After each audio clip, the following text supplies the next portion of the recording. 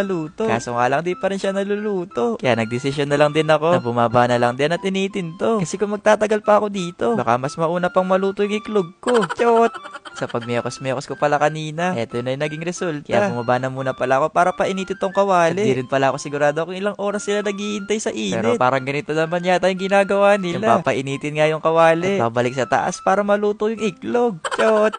Kaya na medyo mainit na nga tong kawali. Dali-dali din akong umakyat para makapagprito na ng iklog. At grabe mga guys. Totoo pala talaga yung balita. Na kailangan mo munang painitin tong kawali bago ka magluto sa araw. At talagang maluluto yung iklog. Chot!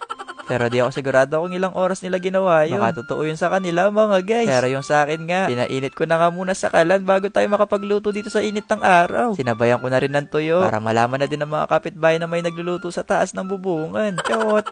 Hindi ko pa siguro to ininit mga guys. Baka mas nauna pa ako naluto sa init ng araw. Wala naman yung init dito sa